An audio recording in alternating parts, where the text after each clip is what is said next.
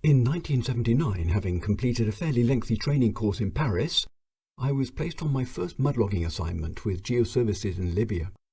There was nothing initially noteworthy about the assignment. I flew from Paris to Tripoli, met a guy called Michel who was the local Geoservices base manager, a chopper ride to the rig, and 2 weeks working with Daniel, a really great Italian guy. He had some solid experience under his belt, and we got on well together. On my first day, when I had my first meal at the rig camp, I realised that the drilling crew were all German. As I started to eat, Daniel walked in, glanced my way and asked, "What are we drilling in?" We were drilling in chalk, so to overcome the noise of a large generator outside the mess window, I responded loudly with calcite. And with that, the entire crew, almost in unison and explosively, responded, "Malsite, malsite, malsite, malsite, malsite." I thought that I'd joined a parallel universe. I had no clue what malsite was. The internet wasn't a thing yet, so I couldn't just Google it. Was this a carbonate mineral, a derivative of chalk, maybe similar to dolomite or perhaps magnesite? I felt a little embarrassed. There are cultural differences amongst European peoples, and I hadn't worked with Germans before, but was beginning to wonder if perhaps they were picked up an error in my lithology assessment. Was the entire crew, from toolpush to roughneck, just trying to put me right? I knew the Germans are typically very precise. Daniel came over and joined me. He could see the troubled look on my face, and so when I said I'd never heard of malsite and wondered if indeed it was a sedimentary rock at all, he restrained an outburst of laughter and quietly said to me that Germans say malsite. This is their equivalent of the French custom of wishing people a bon appetit or enjoy your meal. So, to the German crew, on hearing what they thought was the word malsite, of course they just entered the dining area and naturally responded loudly with same.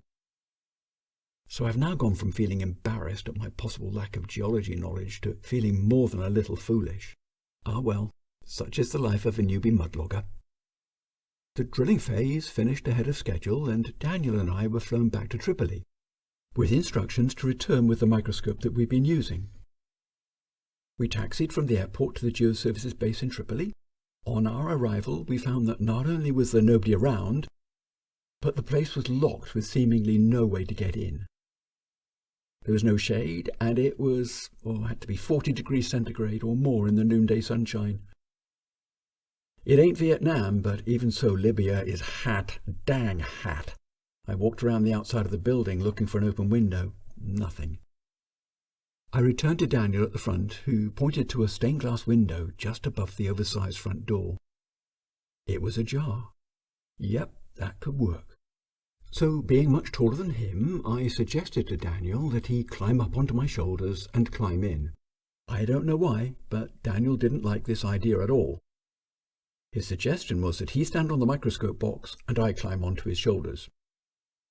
I tried talking him out of this rather precarious strategy, but he was adamant that he was not climbing through that window.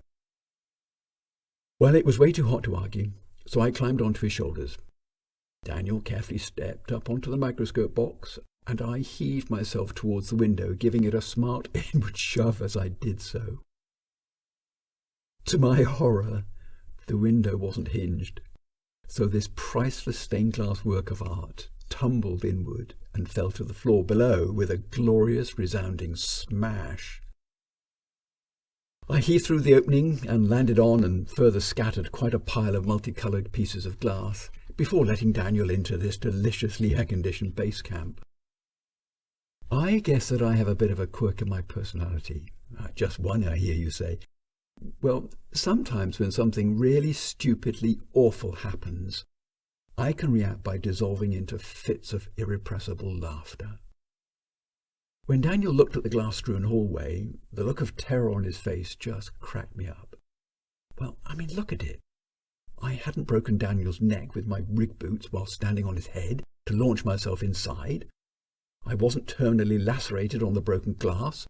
The microscope wasn't broken, and we were now inside and no longer cooking in the noonday sun. What was there not to like? These thoughts and uncontrollable laughter came to an abrupt end with Michel's return. As he gingerly stepped through the glass, he swore in 3 languages that I recognised, and then he shouted in 2 that I didn't. He looked at my handiwork, and with a look of horror on his face, he said, "Have we been burgled?" I apologised profusely and explained what had happened. Now, of course, he was upset. He snarled at me to get it cleaned up. Sure, now that's a practical thing to do. I certainly needed something practical to focus on, anything to avert my now unmanageable urge to laugh. But wait, I need a broom, and I really don't want to ask Michelle where it was kept. I eventually found the one and only broom. I say one and only because the instant I started using it, the handle snapped into 3 pieces. Now my funny bone is truly messing with me. How can I explain this to Michelle without speaking? I knew that this would be a struggle, but as long as I didn't have to talk, I could probably hold myself together. I picked the 3 pieces of handle up in one hand and the head of the broom in the other, and working supremely hard to keep a straight face, I stepped into his office. I'm sure there were tears running down my face as I waited for him to say something.